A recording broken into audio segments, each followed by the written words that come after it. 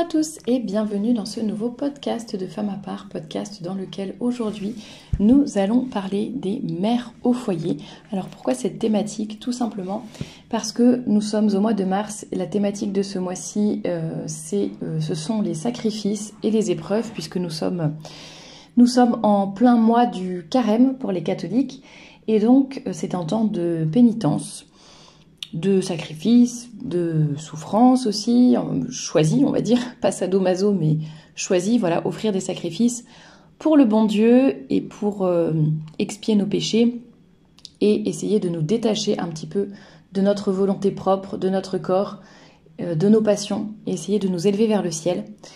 Et pendant ce mois de mars, je souhaitais parler des mères au foyer. Pourquoi? Pour tous les sacrifices qu'elles font au quotidien et qui sont très rarement vus, que ce soit par la société en général, ça c'est assez évident, mais également par les médias de façon générale et parfois même par les personnes les plus proches, les plus convaincues. Ça peut être les maris de ces mères au foyer par exemple, leurs enfants, leurs amis, qui pourtant n'ont rien à redire quant à ce choix de rester au foyer, mais n'apportent peut-être pas le soutien nécessaire, le soutien que ces femmes voudraient, et ne se rendent peut-être pas forcément compte de tous les sacrifices que ces mères font. Alors je sais que souvent quand on est enfant, on a du mal à réaliser que notre maman fait beaucoup de sacrifices pour nous. On est même à se dire maman c'est facile, elle est toujours en vacances. Voilà, j'ai fait partie de ces enfants qui ont dit ça dans leur enfance à leur maman, et parce qu'on ne se rend pas compte finalement, parce que ce sont souvent des tâches invisibles, ou alors on associe le fait d'être à la maison aux vacances, parce que la maman ne va pas forcément travailler à l'extérieur et recevoir un salaire. Donc on a un petit peu cet imaginaire et cette vision des choses qui fait que parfois les femmes au foyer se sentent très souvent fatiguées, non reconnues, invisibilisées, si je puis dire, et elles font énormément de sacrifices qui passent totalement inaperçus. Alors le but n'est pas de dire dans le podcast d'aujourd'hui « Allez les mères au foyer, il faut vous exprimer », il faut étaler sur la place publique vos sacrifices tous les matins. Il faut dire à votre mari, écoute mon chéri, regarde tel sacrifice que je fais tous les jours pour toi, pour la famille. Non, évidemment, ça n'est pas le cas, mais l'objectif va plutôt être déjà de valoriser celles qui décident de rester au foyer et d'autre part peut-être de sensibiliser un peu à cette cause, parce que je pense que même dans des milieux assez catholiques ou conservateurs, on va avoir tendance à prendre les choses pour acquises et on ne va pas forcément se rendre compte de ce qui se passe derrière les portes et derrière les rideaux. En tout cas, si vous-même, vous n'êtes pas mère au foyer ou si vous n'êtes pas maman tout court, peut-être que vous avez du mal à comprendre toute cette charge qui leur incombe. Et donc, ce podcast est là un peu pour remettre l'église au milieu du village, n'est-ce pas? Reparler de ces sacrifices, donner aussi des conseils pour toutes ces mères au foyer qui se sentiraient trop seules, comment on peut les aider, comment on peut leur être utile, comment on peut les soulager, et voir un petit peu aussi la beauté de ce rôle de mère au foyer. Voilà tout ce que nous allons voir aujourd'hui. Je vous avais déjà présenté la thématique du mois de mars dans le podcast de vendredi dernier. Si ce n'est pas déjà fait, vous pouvez aller l'écouter. Et puis il y aura encore 2 autres podcasts sur cette thématique. Il y a eu également et il y aura des articles sur le blog femmeapart.com. Le lien est dans la description si vous préférez lire plutôt qu'écouter. Il y aura également des vidéos, des citations sur Facebook, sur Instagram, n'hésitez pas à regarder, ainsi que des textes sur cette thématique aussi dans la newsletter qui est envoyée gratuitement tous les dimanches. Il y a également d'ailleurs dans cette newsletter un peu un récapitulatif de la semaine si vous n'aimez pas trop être sur les réseaux sociaux ou même sur YouTube. Voilà, n'hésitez pas à vous abonner à cette newsletter qui est envoyée tous les dimanches avec du contenu exclusif autour de la thématique bien sûr, mais aussi un récapitulatif de ce qui a été publié dans la semaine à droite à gauche. Le lien est dans la description pour vous inscrire, donc n'hésitez pas à cliquer sur ce lien juste en dessous de cette vidéo. Vous pouvez nous écouter également sur Spotify. Le lien est dans la description de cette vidéo. Si jamais vous êtes sur YouTube, n'hésitez pas à vous abonner, à partager, à laisser un petit commentaire, à mettre un pouce en l'air pour soutenir tout le travail qui est fait sur cette chaîne, qui est fait gratuitement bien sûr, tout ce contenu qui est mis à votre disposition sans rien demander en retour. Donc n'hésitez pas, ce sont des petites choses mais ça aide l'algorithme à mettre ces podcasts en avant et que d'autres personnes puissent les écouter et que ces podcasts puissent être utiles au plus grand nombre. Alors quels sont ces sacrifices de ces mères au foyer ? Bon, bah déjà, les nuits de sommeil, je dirais. Il y en a beaucoup, je vais pas tous... L'idée n'est pas de faire une liste ou une litanie de tous les sacrifices, mais vous voyez, entre les nuits de sommeil, le temps pour soi, la vie sociale, la fatigue, le manque de reconnaissance sociale, enfin l'absence de vie sociale, quand j'ai pas précisé, enfin l'absence, ou en tout cas la diminution, la limitation de la vie sociale, pour diverses raisons. La fatigue, la répétition de tâches ingrates, invisibles, le manque de reconnaissance, que ce soit de sa propre famille, des médias, etc., de l'entourage, plus ou moins proche. Tous ces sacrifices du quotidien sur tout ce qu'il faut faire pour ses enfants, les mettre toujours en premier, ne pas pouvoir faire des choses trop pour soi ou peut-être avoir abandonné son métier, ses études pour s'occuper de ses enfants, de son foyer. Voilà, il y a pas mal de choses. Bon, je ne vais pas tout lister, mais il y a certainement beaucoup d'autres choses que toutes ces femmes vivent au quotidien et qui ne sont pas faciles. Tout ce qui est lié à l'accouchement également, on oublie, mais bon, toutes les douleurs, difficultés du moins parfois, difficultés et fatigues de la grossesse, douleurs de l'accouchement, voilà, tout ce qui va du postpartum, etc., tout ce qui va s'en suivre, tous les changements physiques, changements psychologiques aussi, changements hormonaux. Il y a énormément de choses qui se passent dans le corps, dans l'âme et dans le cœur de la femme qui font que ce ne sont pas forcément des périodes très très faciles. Il y a aussi beaucoup de bonheur, beaucoup de récompenses, entre guillemets, quand on voit son enfant, quand on le voit grandir, quand on construit son foyer, etc. Il y a aussi beaucoup de choses très très positives. Loin de moi l'idée de vouloir dresser un tableau uniquement négatif, mais je pense qu'il faut être assez équilibré. On est dans une société qui ne montre presque que le négatif en ce qui concerne le fait d'avoir des enfants ou le fait de rester au foyer. On a l'impression que ça ne comporte que des inconvénients. Et du coup, parfois dans les milieux catholiques ou un peu conservateurs, on va avoir tendance à aller à l'inverse et à dire, mais non, enfin c'est normal, c'est une réaction, j'allais dire, qui est tout à fait normale, de se dire, mais non, pas du tout, enfin c'est positif, il y a plein de trucs, c'est positif, il y a plein de choses géniales pour quand on est mère au foyer, dans le fait d'avoir des enfants, c'est super, construire une famille, etc., ce qui est vrai, mais on va avoir du coup tendance un peu à occulter ce qui est négatif, ce qui est difficile. Il y a des sujets qui restent tabous, ou alors on se dit, bah j'ai pas envie d'être une mauvaise mère, j'ai pas envie de tomber un peu dans ces discours modernes qui dénigrent les femmes au foyer ou qui disent combien c'est difficile, etc.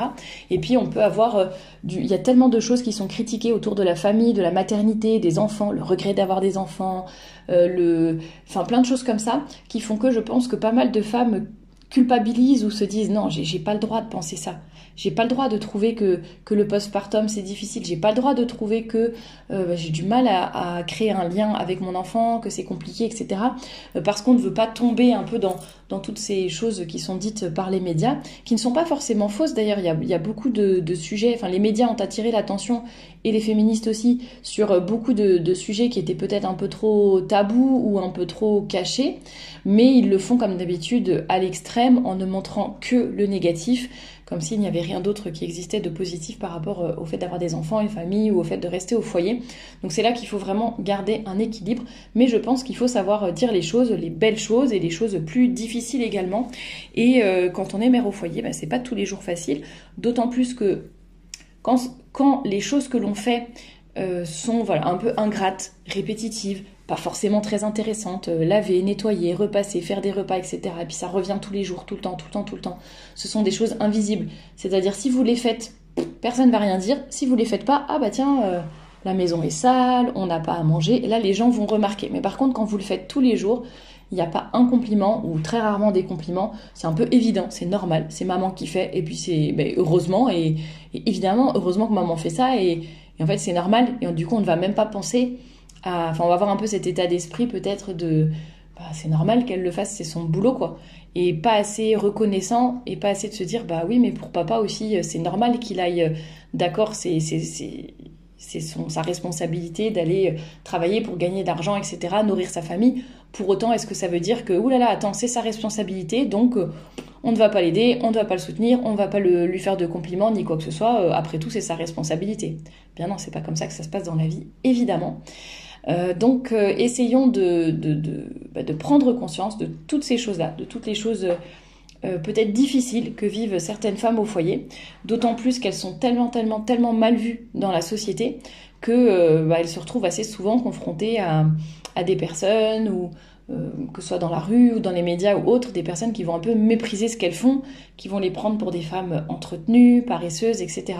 Donc il est vraiment important de leur redonner leur juste place et de les encourager et de bien les entourer. C'est pas parce que c'est leur devoir, entre guillemets, en tout cas par rapport à leur choix, c'est les devoirs qui leur incombent en tant que mère au foyer, d'accord, ça ne veut pas dire que ce n'est pas difficile, et ça ne veut pas dire qu'elles n'ont pas besoin d'encouragement et de reconnaissance, surtout. Je pense que c'est ça qui est important, et parfois il en faut vraiment peu pour aider ces femmes à se sentir reconnues, à sentir que ce qu'elles font c'est utile, qu'elles le font bien, que voilà, c'est heureusement qu'elles sont là pour faire tout cela. Donc essayons de bien les aider. Alors comment on peut faire? Alors déjà juste rétablir leur réputation. C'est-à-dire que si vous avez dans votre entourage des mères au foyer, n'hésitez pas quand vous avez des discussions justement avec d'autres personnes ou des débats avec vos collègues ou je ne sais quoi, qui parlent justement de ces femmes entretenues, paresseuses, dépendantes, etc. Eh bien, n'hésitez pas à rétablir leur réputation, à essayer d'ouvrir les yeux des gens et de leur montrer tout ce que c'est, tout le travail que c'est, tout ce que ça coûte, tout ce que ça demande, et de montrer que mère au foyer, ce n'est pas ne pas travailler, c'est au contraire travailler presque 10 fois plus que les autres, en tout cas faire 10, 15, 20 métiers différents au cours de la même journée. Donc ça, évidemment, c'est très important de pouvoir les aider là-dessus. Et puis être mère au foyer, c'est pas juste faire la nourriture, faire les lessives, nettoyer la maison et faire en sorte que chacun dorme bien au chaud chaque nuit.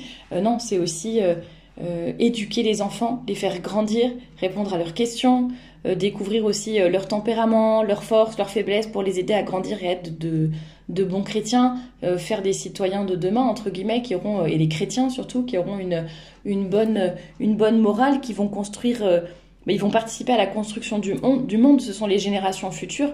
Donc si on élève des voyous et des racailles, forcément le monde ne va pas mieux se porter, alors que si on éduque de vrais et bons chrétiens, des personnes qui ont envie de donner le meilleur d'elles-mêmes, de trouver leur mission dans le monde, d'accomplir de grandes choses, etc., des personnes impliquées dans la vie du foyer, de la famille, de la cité en général et de la société, eh bien c'est un travail hyper important, bien sûr, qui se fait aussi avec les pères de famille. C'est pas que la mère au foyer, mais la mère participe à tout cela.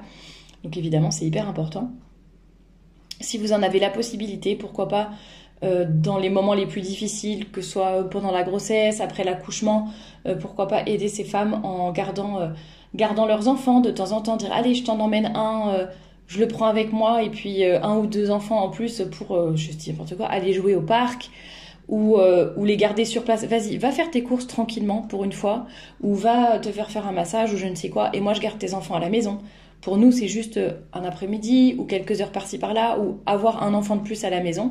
Mais ces femmes, ça peut vraiment beaucoup les soulager, beaucoup les aider, leur apporter des plats, tout cuisiner déjà, avoir cuisiné à leur place, ou enfin voilà, ça peut être ce genre de choses. Si vous avez les moyens, pourquoi pas inviter au resto ou je ne sais quoi, ça peut faire plaisir aussi, ou prendre un petit goûter à l'extérieur. Il y a des femmes qui vont avoir besoin d'être de temps en temps seules sans leurs enfants, et c'est pas du tout mauvais, ça ne fait pas d'elles des mauvaises mères de se dire ça me fait du bien juste d'aller faire les courses. C'est faire les courses, hein, c'est pas génialissime comme activité, mais juste me retrouver moi-même avec mes pensées, ne pas être sans arrêt en train de surveiller les enfants, etc. Déjà ça va beaucoup les reposer.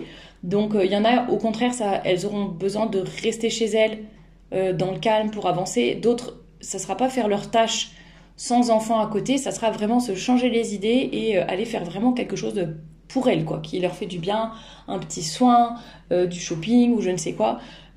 lire tranquillement, aller au cinéma, enfin j'en sais rien. Mais je pense qu'il faut vraiment se renseigner et essayer de comprendre vos amis, de quoi ont-elles besoin, ou ces femmes, qu'est-ce qu'on peut faire pour les arranger, pour les soulager. Chacune va avoir des besoins différents. Donc essayez d'identifier ses besoins et en fonction, ça va être ou venir garder les enfants pendant qu'elle sort de la maison, ou juste leur enlever entre guillemets 1 ou 2 enfants et pour qu'elles aient juste les plus jeunes ou le dernier petit bébé. Et déjà ça va les soulager d'en avoir qu'un au lieu d'en avoir 3 par exemple. Pourquoi pas juste les appeler, les écouter. Parfois, il y en a qui ont juste besoin de vider leur sac, de parler, d'avoir une conversation avec un adulte. Enfin, c'est des petites choses, mais vraiment, je pense qu'il faut essayer d'identifier et ensuite de pouvoir agir en fonction de ce dont elles ont besoin. Il y aura un article où il a déjà été publié peut-être sur le blog. Il a déjà... Attendez, je regarde en même temps. Voilà, c'est l'article qui a été publié il y a 2 jours sur le blog, mercredi. Sur des idées justement pour comment maintenir un petit peu une vie sociale quand on est mère au foyer, donc n'hésitez pas à aller voir cet article. Et il y avait aussi un article qui avait été publié il y a 1 ou 2 ans je crois, voilà, comment un peu parer à la solitude quand on est mère au foyer.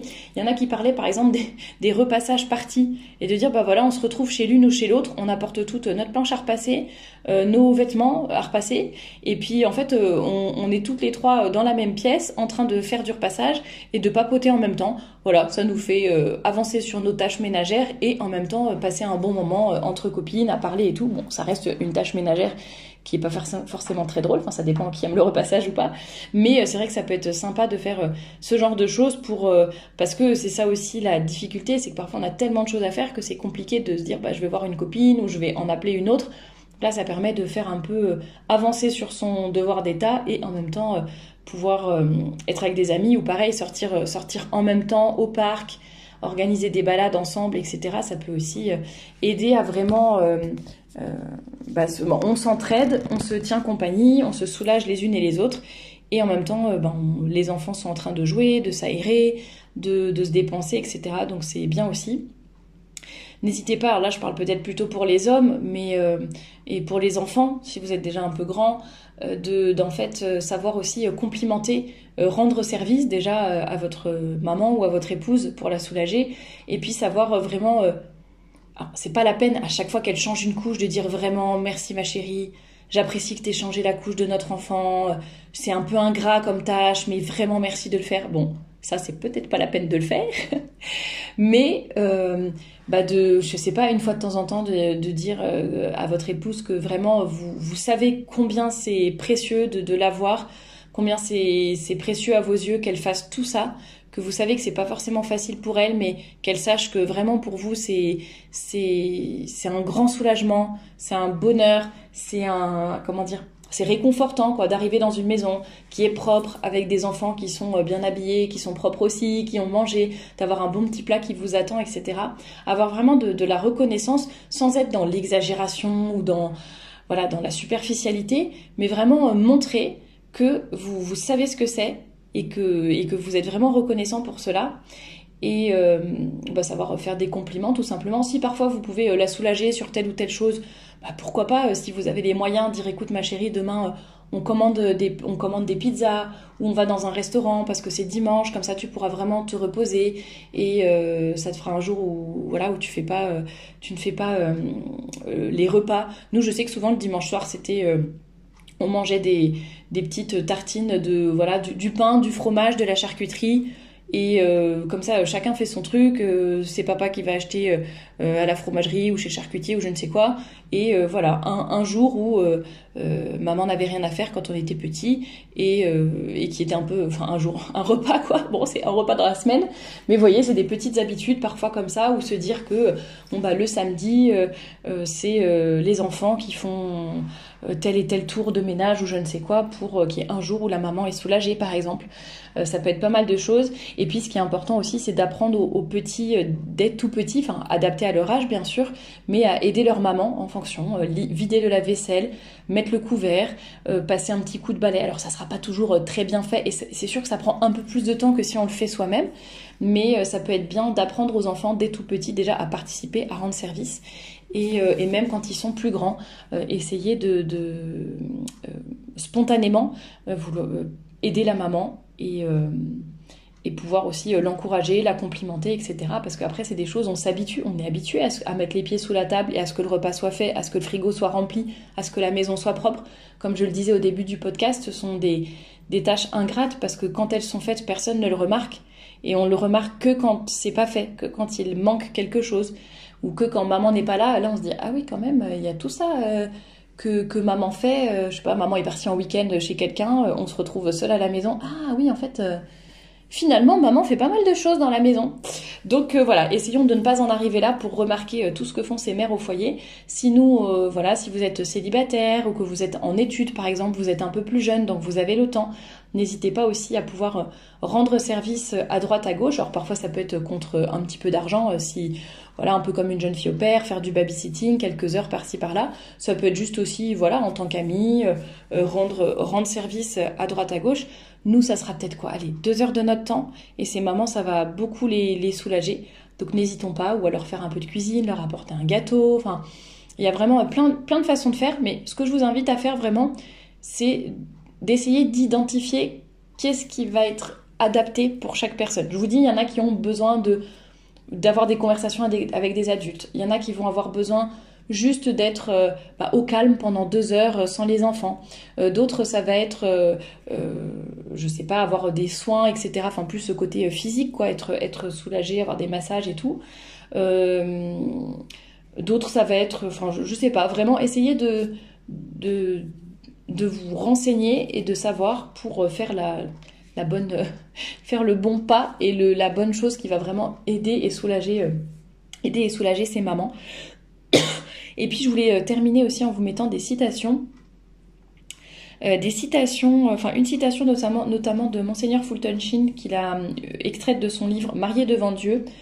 J'ai déjà présenté ce livre dans une chronique, je l'ai présenté dans un article. N'hésitez pas à aller dans la bibliographie du blog femmapart.com. Vous allez dans l'onglet bibliographie et vous aurez plein d'idées de lecture. Avec à côté, je vous mets les liens vers les chroniques ou les articles dans lesquels j'en ai parlé. Comme ça vous présente un petit peu plus l'ouvrage et ça vous donne ou pas envie de l'acheter. Mais n'hésitez pas à aller voir. Et ce sont des liens affiliés en général dans la bibliographie. Ça veut dire que si vous les achetez en passant par le lien qui est sur le blog, ça me permet de toucher une petite commission qui notamment va permettre de payer la newsletter qui est envoyée tous les dimanches, les livres que j'achète, la maintenance du blog, etc. Donc n'hésitez pas à passer par ces liens-là. Vous, ça ne vous coûte pas plus cher. Et moi, ça permet de un tout petit peu amortir mon travail, même si c'est pas tout à fait... ça ne sera jamais amorti complètement, mais au moins ça permet de couvrir quelques frais. Donc c'est toujours ça de prix. Alors cette petite citation, je vous la donne tout de suite. La femme montre son héroïsme dans les années, les mois et même les secondes de la vie quotidienne. La répétition même de ses occupations les rendant fastidieuses. Ce n'est pas seulement ses jours, mais aussi ses nuits. Pas seulement son esprit, mais aussi son corps, qui doivent partager le calvaire de la maternité. Elle a donc une plus grande compréhension de la rédemption que l'homme, car elle donne la vie et elle se rapproche de la mort. Et je voulais également vous donner cette citation d'Henri Vincenot. Pour déstabiliser cette sale société occidentale, ce n'est pas difficile. Il suffit de déstabiliser la femme, clé de voûte de toute société. Il suffit de sortir la femme de son temple, la maison, la famille, qui ne tient debout que par elle. Il faut la persuader qu'elle y est exploitée, avilie. Il faut la désaccoupler, il faut la banaliser, lui retirer l'enseignement et l'éducation de ses enfants, qui deviennent alors proie facile pour le vice et les pires utopies. Et ce sera la crise de la moralité. Il faut la jeter en vrac sur le marché du travail, ce qui fera baisser le prix de la main-d'œuvre et emmènera le chômage et la crise économique, donc le désordre et la ruine de la société. Bon, je suis pas tout à fait d'accord sur le fait que la maison et la famille ne tiennent debout que par la femme. Il y a aussi l'homme, faut quand même pas l'oublier. Évidemment, mais c'est intéressant de voir que justement notre société fait beaucoup d'efforts pour sortir la femme de son foyer à tout prix, la mépriser, lui montrer combien c'est méprisable, nul, inintéressant de rester au foyer et qu'elle ferait bien juste d'en sortir, alors qu'on voit que c'est hyper important, ne serait-ce que pour s'occuper des enfants, s'occuper du foyer. Et on a vraiment un champ d'action qui est assez large. Pourtant, on reste dans notre foyer, mais comme on éduque finalement les enfants de demain, comme je le disais au début de ce podcast, enfin les adultes de demain plutôt, les enfants qui seront les adultes de demain. Donc, on a un champ d'action assez vaste et chacune peut déployer ses talents qui seront différents. Il y en a, ça sera sur la logistique, d'autres sur le côté médical, d'autres sur le côté nutritionniste, jardinier, décoratrice d'intérieur, enfin vous voyez, psychologue, etc. Il y a quand même beaucoup de métiers qui sont exercés quand on est femme au foyer. Et donc on peut toujours réussir à déployer ses talents au cœur de son foyer. Et même si on va avoir l'impression que c'est limité à ce foyer, eh bien non, ça a un énorme impact puisque, comme je le disais, ces enfants-là sont les adultes de demain, vont façonner le monde de demain. Et un foyer, c'est la première cellule de la société, mais la famille, c'est ce qui va ensuite rayonner à travers la société, la cité, etc. J'en ai déjà parlé dans des conférences et des podcasts, le bien individuel, le bien commun, etc. Donc finalement, ça va avoir un rayonnement beaucoup plus grand que ce qu'on ne croit. C'est donc très important de valoriser ces femmes au foyer, les encourager, les aider, les accompagner dans leur sacrifice. Certes, elles ont peut-être choisi cette vie, mais ça n'empêche pas qu'il peut y avoir des difficultés par rapport à ces choix de vie. Donc il faut savoir les entourer, les encourager, les valoriser, les complimenter, que ce soit sincère évidemment, et pouvoir les rétribuer à leur juste valeur autant que nous le pouvons, et revaloriser leur image également. En tout cas, c'est ce que j'ai essayé de faire dans le podcast du jour. Je vous invite à prendre soin de vos mamans si elles sont mères au foyer, enfin même si elles sont pas mères au foyer bien sûr, mais vous voyez ce que je veux dire, de vraiment les aider et ne pas les abandonner en se disant que c'est normal, c'est leur tâche, ça leur incombe et tant pis pour elles. Non, vraiment, essayons de bien les entourer pour qu'elles puissent bien continuer leur mission avec le plus de force et de joie possible. En tout cas, c'est tout ce que je leur souhaite. Et je vous dis à très bientôt pour un nouveau podcast.